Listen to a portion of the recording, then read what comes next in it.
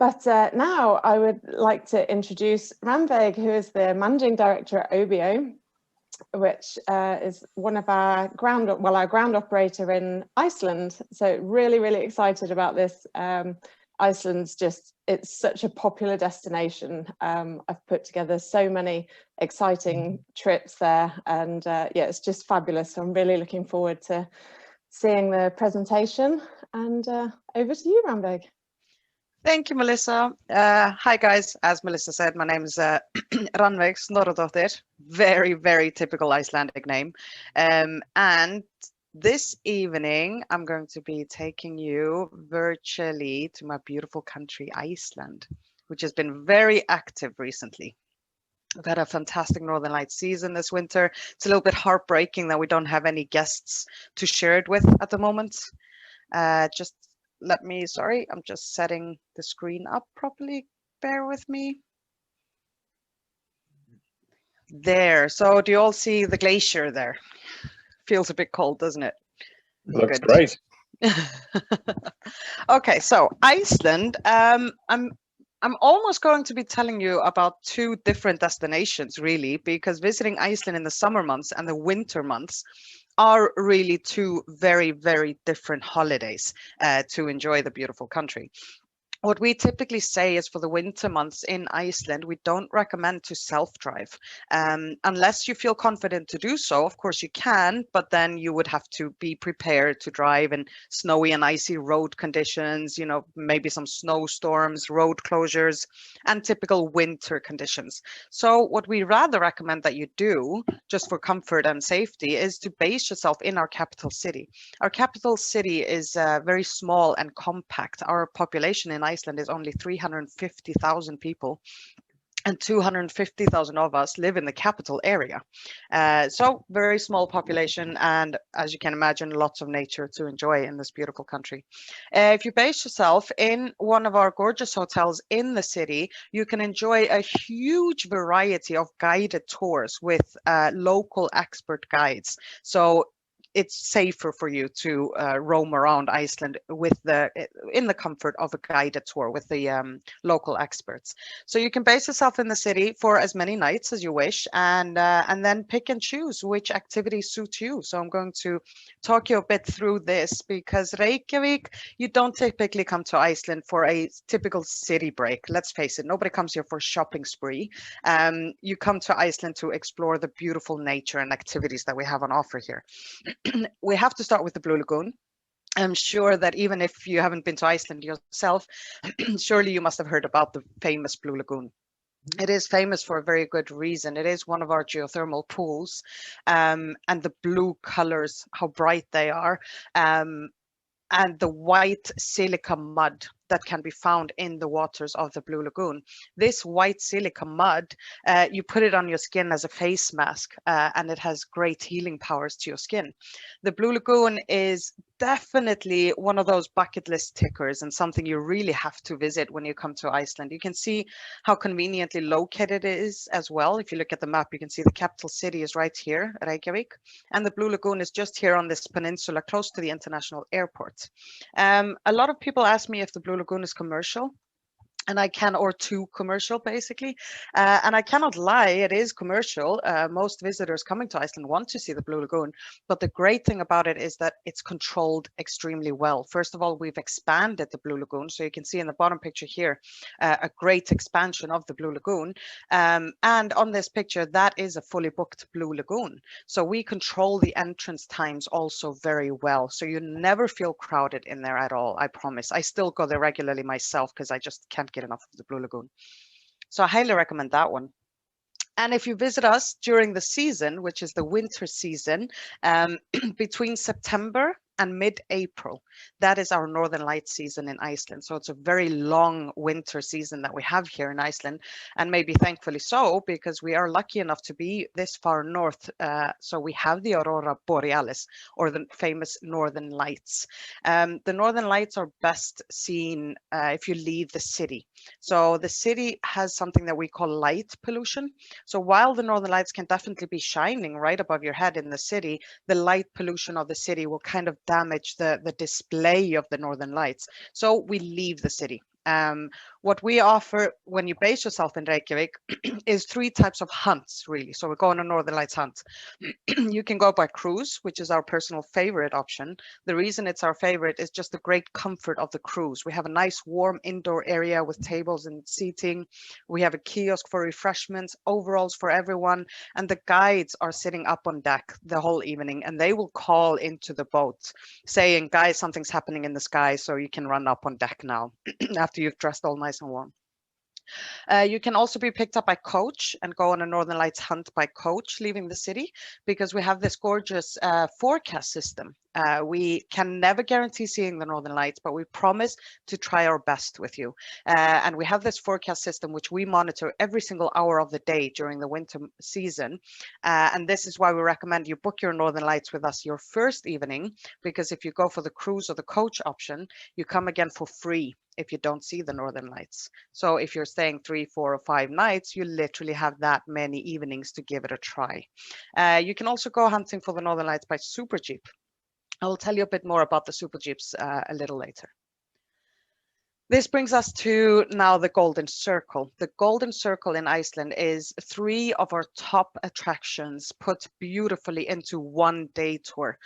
We pick you up at your hotel in Reykjavik, take you on this day tour, and you drop you off again at your hotel. These 3 sites are Iceland's top sites for very good reason.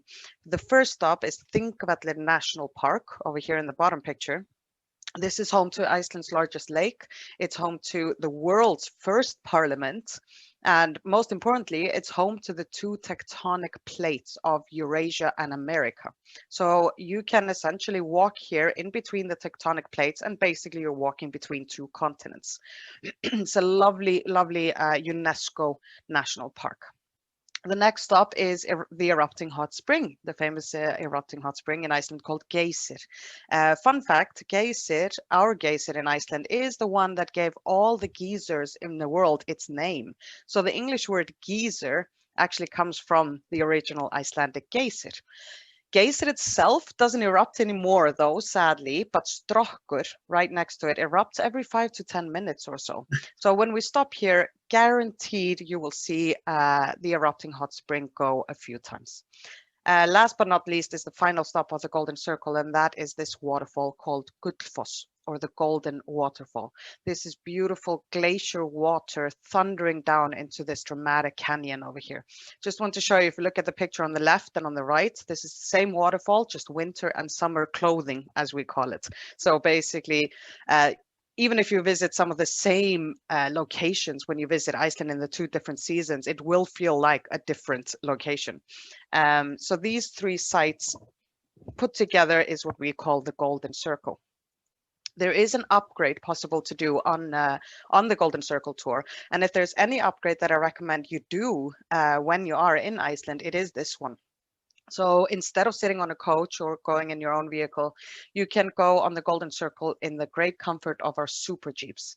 You can see the Super Jeeps on the pictures here. These are our pride and joy. And basically, these are the Icelandic men's toys. They love their Super Jeeps, maybe even more than their own wives. So you can go here in this massive, massive Super Jeep, which is essentially just a Jeep brought from abroad, but then they completely strip it down and modify them, creating these Icelandic monsters, as we call them, and they can handle all Icelandic terrain. So they can drive you through rivers, up onto mountains, volcanoes, glaciers, what have you. So you can really go off the beaten track in our Super Jeeps. We take you to all the sites of the Golden Circle in the Super Jeep, but once you've seen the waterfall, we continue and we drive you up onto the nearby glacier, the glacier that actually feeds the waterfall, its water. Once you're up there at base, we dress you up in overalls, balaclava, helmets, everything you need, and you go snowmobiling on an Icelandic glacier.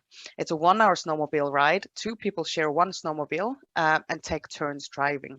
You do need a driver's license to drive them. But children are welcome from the age of 6 years old only. Needless to say, they won't drive the snowmobile, though. They will sit with you as a passenger. The south coast of Iceland is full of very typical, beautiful Icelandic scenery and a great variety of what you go and see and enjoy on the south coast. This is where you will find waterfalls, black sandy beaches, glaciers, volcanoes. In fact, on the south coast here, you will drive past a very famous volcano called Eyjafjallajökull. Don't know if that name rings any bells for you, so I'll just say it again, Eyjafjallajökull. You might have forgotten that name because the global media gave up and just said that Icelandic volcano. So that's the one that erupted in 2010 and sadly caused a little bit of European airspace with all the ash that came up into the air. So you will drive past this volcano on the south coast. You'll visit two incredible waterfalls that we have there. This one here in the middle is called Seljalandsfoss. And what's unique about this waterfall is that you can walk behind it. You can basically walk the full circle around the waterfall, making it a very unique experience. This waterfall here is gorgeous. It's a very high waterfall with great power called Skógafoss. And again, I just wanted to demonstrate a summer visit and a winter visit. You can see these two pictures is the same waterfall. We have black sandy beaches all around Iceland. And why do we have all these black sandy beaches? It's quite simple. It's because of ash. Simply, we have a volcanic eruption in Iceland on average every 4 years or so. It's just not always that it causes such mayhem like the one back in 2010, but we live with volcanic eruptions all the time over here. So we have a lot of ash around the country and therefore we have black sandy beaches, which you can enjoy the fantastic scenery. What you can do also when you're on the south coast exploring with us is add on an adventure if that's your type of thing. So for example, you can add a glacier hike onto your South Coast experience. There you meet with our expert guides because it's dangerous for you to go on your own on the Icelandic glaciers. Here you meet up with our guides. We dress you up accordingly with crampons and so on, and you follow the guide walking on an Icelandic glacier. Very nice and mild hike to enjoy this glacier. This one is my favorite though. This is an adventure that you can add onto your South Coast experience, exploring an Icelandic natural ice cave. So there's nothing man-made about this ice cave. It's just what Mother Nature has carved out in our glaciers. There is a glacier in the south called Katla Glacier. It is located by Katla volcano. Our glaciers and volcanoes very often live together in harmony.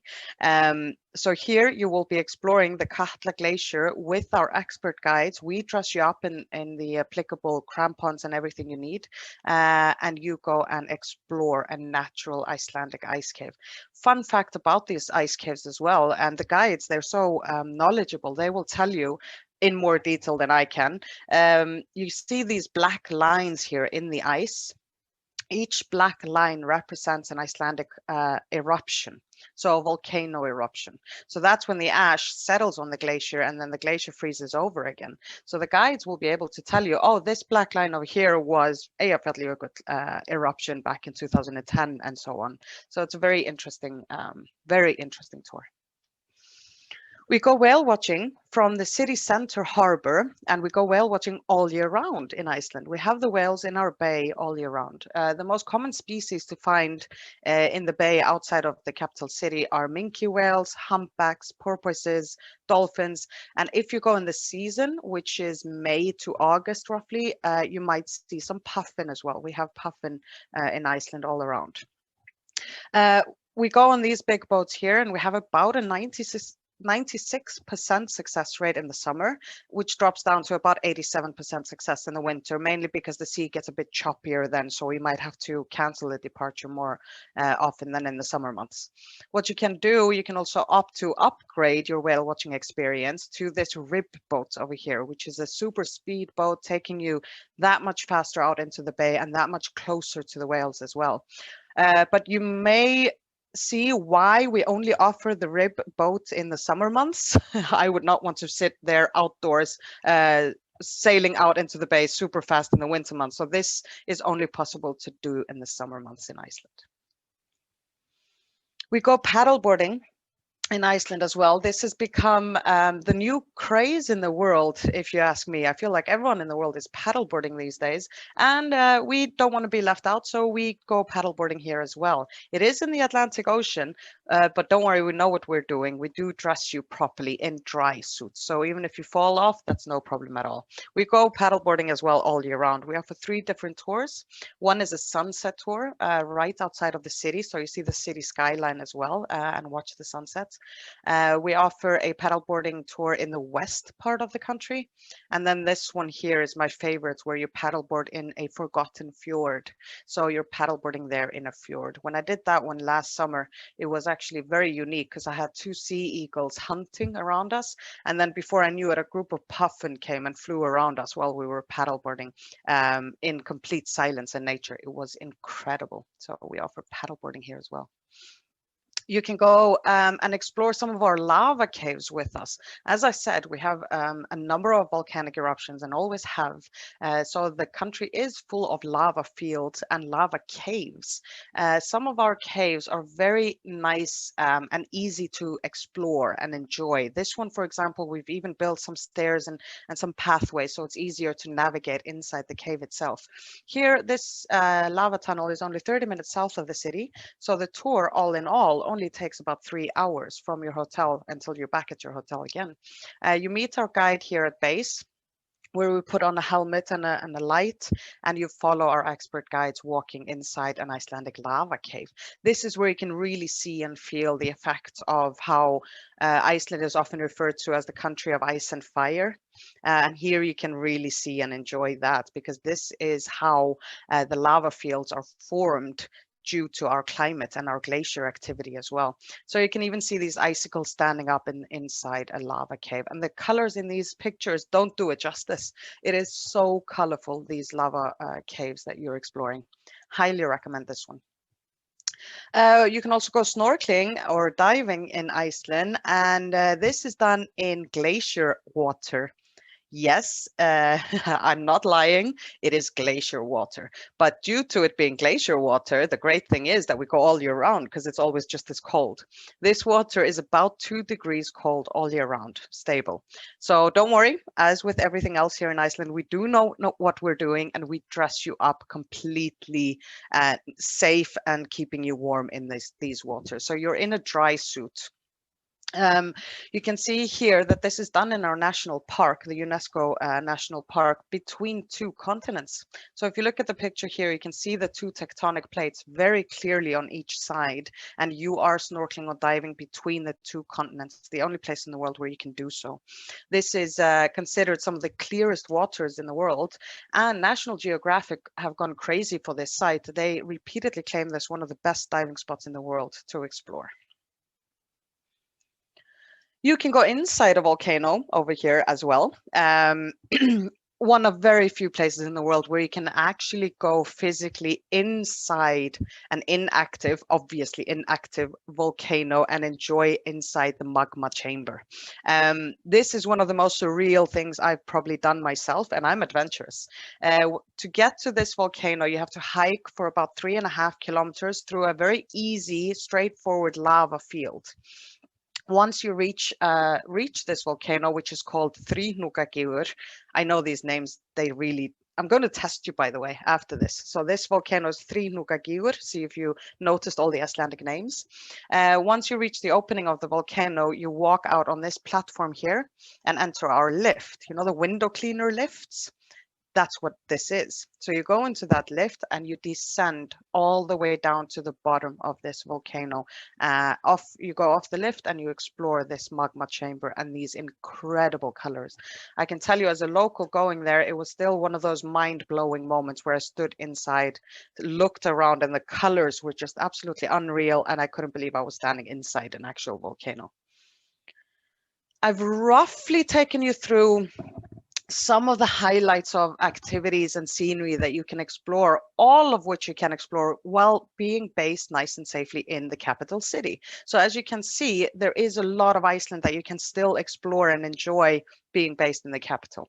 When it comes to the summer months, I'm going to tell you the exact opposite, and that is get a car. drive and self-drive around the country, because self-driving in Iceland in the summer months is a magical experience. I'm still doing it every single summer myself because it's just such an incredible experience. You can roughly see here on the map how much ground you can roughly cover. Everything can be tailor-made, of course. This is just a couple of suggestions. For a week stay, you can cover most part of the southwest and reaching the southeast part of the country. In as little as 9 or 10 days, you can cover the Circle Road. Fun fact about Iceland as well, we're so small and cute that we literally have a road here called Road Number 1. And road number 1 in Iceland will take you literally around the entire country. So impossible to get lost. In 2 weeks, you can cover just a bit more ground and of course do it at a nicer, more leisurely pace. This here is also a very good reason why self-driving in summer in Iceland is such a great experience, and that is our magnificent midnight sun. So while it gets very dark here in the winter months, thankfully so maybe for the Northern Lights, the summer months are the exact opposite, where we have 24-hour daylight. Just want to demonstrate what we mean with 24-hour daylight. So this was taken last July off my balcony. I thought the sunset was really beautiful. So I snapped off this picture on my phone, the one on the left. And this was the sun setting at 1:27 a.m. And then I thought, oh, that's a beautiful sunrise as well. So I snapped off the picture here to the right, and that was at 2:15 a.m. So basically what happens around between 1 and 3 a.m. is that the sun touches the horizon and then, nope, I'm just coming back up again. So we have 24-hour daylight. Don't worry, our hotels have blackout curtains though, so you can sleep.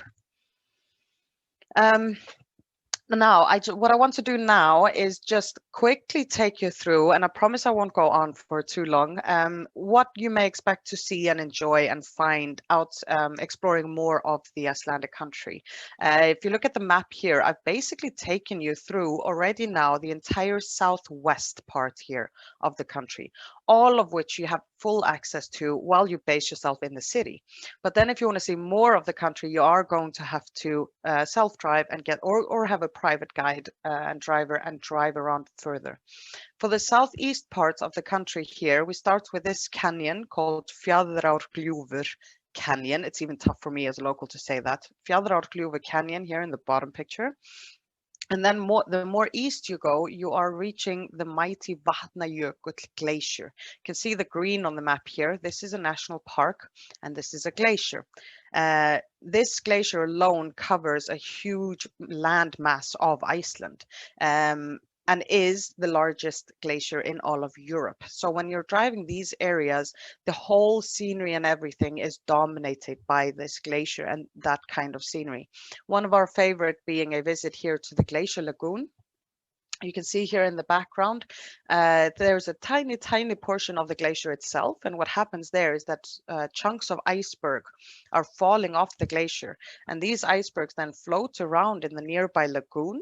And as you can see on the iceberg here, it's a bit dirty. So it's both with sand and ash, of course, on top. But what happens is the lagoon is cleaning up the iceberg that's underwater. This gets then lighter and the top half heavier. It'll then flip over and the lagoon will clean the other half of the iceberg. These cleaned up icebergs then continue floating around towards the Atlantic Ocean, but a lot of them get stranded on the black sandy beach on the other side, creating this scenery here called a beach that we call the Diamond Beach. You can maybe see why we call it the Diamond Beach, and you can maybe understand why this is the most popular place in Iceland to propose. So there's an idea, gentlemen. Breathtaking scenery completely throughout with all of those glacier, that big glacier and all of what we call glacier tongues coming out with those mountains look as well. And we have a lot of hiking opportunities in this area as well. One of our favorites is this one here called Svartifoss, or the Black Waterfall, located beautifully here, surrounded by basalt columns. The East Fjords of Iceland. This is where you will be driving through quite a number of fjords. and also where you will experience a lot of the typical Icelandic tiny fishing villages. We are a fishing nation, and here you would be finding a lot of our colorful, as you can see here from the picture, we even paint our streets with color. I think it's the darkness of our winter months. We tend to paint everything quite bright colors. The East Fjords is best known as well for two things, which is unique in all of Iceland. One of them is the bottom picture here. It's the only place in the whole country where we have an actual forest. We have been growing a lot of trees in Iceland, all over Iceland in recent years, but this is our only official actual forest, Hallormsstaðaskógur. You can, if you look closely on the picture here, you can actually see that even though it's a forest, the trees are really not tall at all. So Icelanders have our favorite joke is, what do you do when you get lost in an Icelandic forest? You stand up. The East Fjords of Iceland is also the only place in the whole country where we have reindeer. So we have reindeer living in the east part of the country. We don't farm them. So unlike the Scandinavians, we can't offer you any sledding or petting or feeding or anything with the reindeer because these are just free roaming reindeer. So when you're self-driving in these areas, you may or you may not encounter some of our free roaming reindeer. Here is quite a magical place. Again, look at the map. So you can see here, this is the Vatnajökull Glacier. I love maps, if you haven't noticed. Here is the long glacier, the one feeding the waterfall on the Golden Circle. And if you look here, you can see road number 1, the yellow road here, number 1, takes you around the whole country. And you might have noticed that we are always along the coastline. It's simple. It's because the entire center part of the country is uninhabitable. It is glaciers, volcanoes, mountains, and it's just uninhabitable. We have 2 roads that take you straight through the center of the country, and they are open for about a month of the year. But I want to show you a little bit here inland, this place here called Wilderness Center, because it is so unique. It's basically as far away from the city as you can get. And there was a British man who came for a visit there to the local farmer and aired it on British TV. Don't know if you've seen it, and if you haven't, then I encourage you to find it. It was an episode by Ben Fogle. Don't know if you know that guy, but he went to go live in the Icelandic wilderness here, and you can go and enjoy that yourself because this farmer is a genius. He created his own farm, renovated it so that he can welcome visitors to come and stay with him. The farmer himself will be your host, and you can stay in his in this Icelandic farm. This particular room here is the most amazing one that we call the presidential suite. The reason we call it that is simply because the Icelandic president always sleeps there when he goes to the farm. Here you can enjoy incredible scenery in the highlands of Iceland. And here it's all about switching off, being in the middle of nowhere, authentic Icelandic experience. The farm will take you on hikes if you want to. You can go horse riding with him if you prefer so, because he is a horse farmer. And there are a lot of natural Icelandic geothermal hot springs that you can bathe in that area as well. So the Wilderness Center is really the super authentic Icelandic experience. I highly recommend it. And if you haven't seen the Ben Fogle show in Iceland, watch it. North Iceland is a destination in its own right. If you ask me, it is an incredible part of the country. Lots of waterfalls. If you haven't noticed, we have waterfalls all around the country. And if you're anything like me, then you won't get enough of them because they're all so different from each other. These top 2 pictures here, for example, is Dettifoss, which is the most powerful waterfall in Europe. So just to put that into perspective, you can maybe from the picture feel and see the power of the water. But when you stand there, you will then really feel it because of the sheer power and of the volume of the water. The ground and rocks around it shake. We have a waterfall here called Goðafoss, or the waterfall of the gods. Beautiful twin waterfall here. And then this one is one of my favorites in the country called Aldeafoss, because this one is a bit more hidden. And me and my brother, we just jumped in the car and we stumbled upon this waterfall here.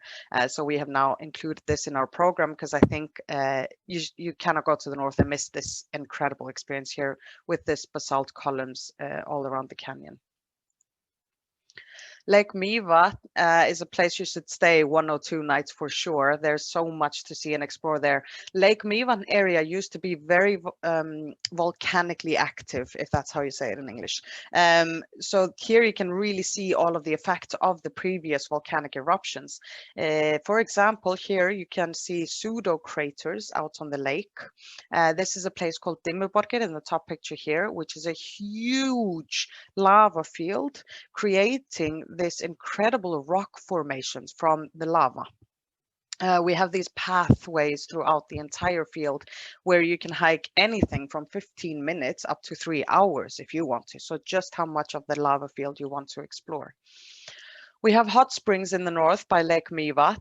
You can see the beautiful colors here. The colors surrounding the hot springs happen because of all the sulfur. These hot springs here, we do have hot springs all around the country, but these don't erupt. There's only that one in the south that erupts, and maybe thankfully so, because as you can see, if you look closely, these are mud pools. So these are mud hot springs. Here in the bottom picture is Mivat Nature Baths, and that's the only other blue lagoon that we have in the whole country. So there are only 2 of that kind in the whole country. That's by the airport in the south, and then in Lake Mivat with the blue colors and the white silica mud in its waters. This place over here is called Kvarfjall Mountain, and this was a tephra explosion creating this, therefore, this crater over here. What you can do, if you just put the size into perspective, you can see the road. If you follow the mouse here along the mountain, you can drive this road, park your car here. You can see these little white dots are cars, and you can walk up this very, very easy pathway to the top and walk around the entire rim, looking inside the crater and of the 360-degree view over Lake Mivan area. Akureyri is a city in the north, and yes, I said city because on Icelandic terms, this is a huge city where we have a church, even a university, all the infrastructure, domestic airports, with a whopping population of 17,000 people. Akureyri is a small city in the north that is nestled beautifully in a very narrow fjord, like deep down in this narrow fjord. And basically the more narrow the fjord is, the more dramatic and beautiful it is. So this is one of our most scenic and beautiful fjords in the whole country. From Akureyri, you can see right here from the city center harbor, we go whale watching all year round. The most common species to find in this fjord are the same as in the south, but specifically the humpbacks. There is a very, very healthy population of humpback whales always in this fjord. Last summer when I went, I had 16 humpback whales playing around the boat. The most amazing thing about our whale watching here as well is that we have a 100% success rate. Literally means we've never left the Akureyri harbor without seeing whales. I'm almost done, I promise, and we'll then open up for questions. But now the west and Snæfellsnes. As you can see, I've almost taken you the full circle around the country. This is Snæfellsnes Peninsula over here. You can actually access it from Reykjavik as well. And the Snæfellsnes Peninsula is full of different Icelandic scenery that you can enjoy. Mainly, you can see here incredible bird cliffs at Arnastapi. And in these areas, you can see how it has formed kind of like caves. And you can hike as little or as much as you want in these areas. We have this incredible church here, which is very scenic, very beautiful. And it's not very common to paint our churches in the color black. So we simply call this the Black Church of Iceland, located absolutely in the middle of nowhere. It is a very surreal sight to go and visit this church over here. Then we have this mountain here, and this is something we would hardly even call a waterfall, to be honest. And typically I wouldn't really be showing you a random mountain in Iceland because we have about 1 billion of them.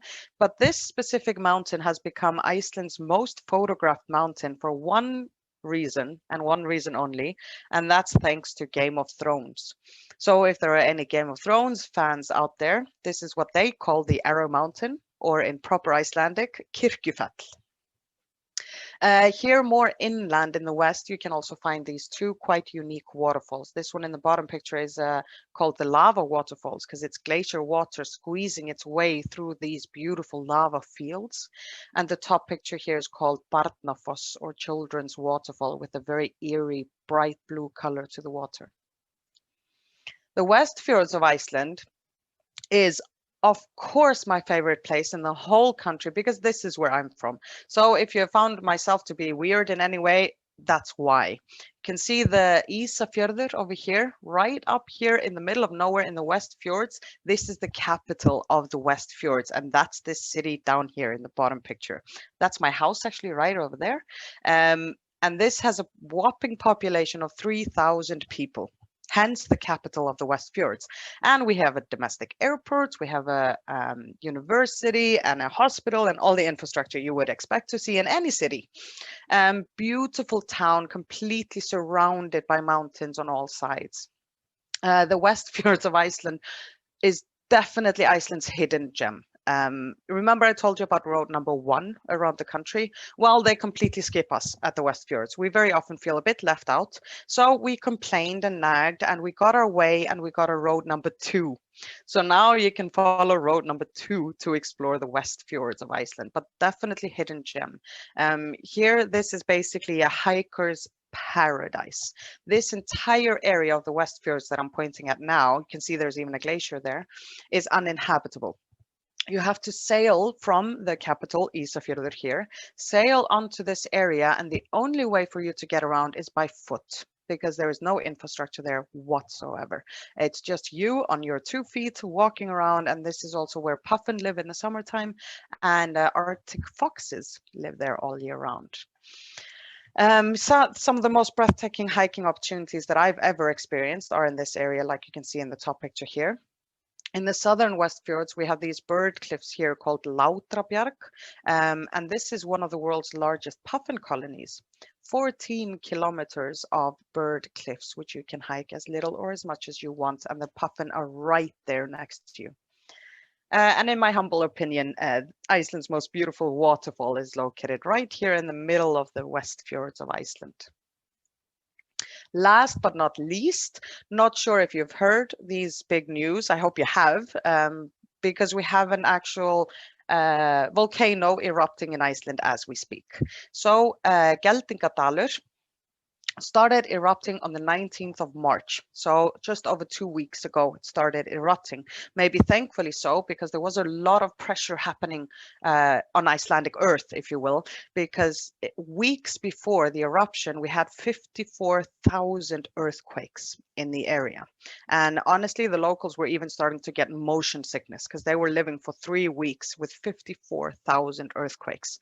That obviously means a lot of pent-up pressure from the earth, and then finally it got released with this beautiful volcanic eruption. This eruption is what we call a tourist eruption because it causes no damage, no harm to any people or any infrastructure or anything.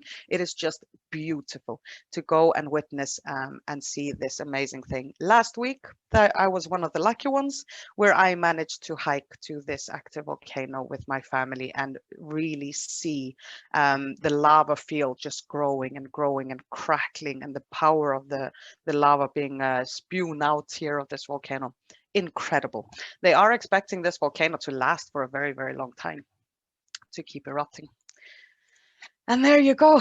Think of roughly, very quickly, taking you around my beautiful country and at least giving you maybe an example of what you can see and enjoy in Iceland. And I think I will just open up for any questions if you have any. That was brilliant. Thank you so much. That was, yeah, quite just so enticing and dramatic. And I love your pictures. They're just so colourful and there's so much to do. Whale watching and glacier hikes and yeah, obviously the best part of Iceland in the west with all the hiking options there. So that's great. But yeah, honestly, it was brilliant. Thank you. Thank you so much. Thanks for having me. No, you're welcome. And I'm not sure if anyone will have questions. I'm sure everyone is kind of in awe a little bit about it at the moment, but if you do, then you can unmute or message in the chat. That would be great. I did have a couple that have been sent while you were talking. One of them you answered, which was about circumnavigating the island. And is there any traditional food which is a must try while they're there?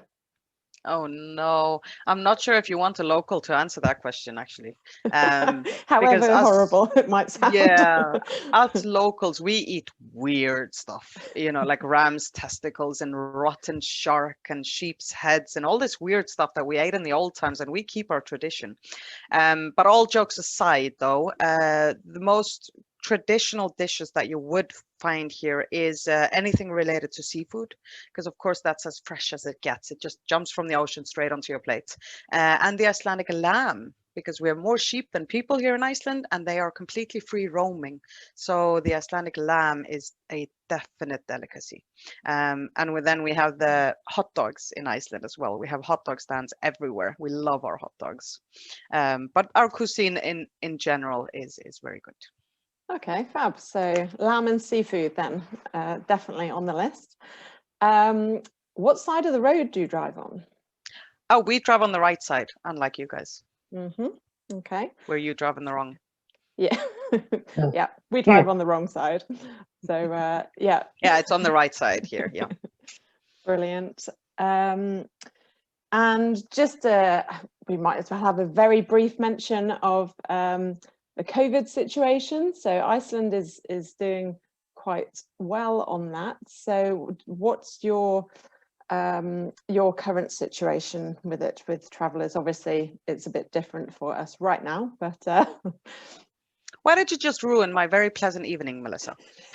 No, it's good. It's no, it's I'm kidding. We obviously have to talk about the elephant in the room, which seems to just want to stay in the room, doesn't he? Yeah, the COVID situation in Iceland has been handled very well, but I mean, we're also so lucky to have such a small population. So I think with that on our side, we've been lucky. And we also have the scientists here who took control, not the government. So the government basically backed out and we let the scientists make decision and talk to us. So we do a lot of track and trace and isolation. So ever since it started in March last year in Iceland, we immediately enhanced track and trace so we could isolate the cases. We even tested people without any symptoms. Therefore, we managed to really isolate the COVID situation here in Iceland, and we became COVID free last summer. Sadly, we got another wave in August, and we've been kind of keeping watch on the borders since then, because we are an island. Now we are in something that we call the fourth wave, which is a minor spike in COVID cases here in Iceland, but we are managing to isolate those cases very well as well.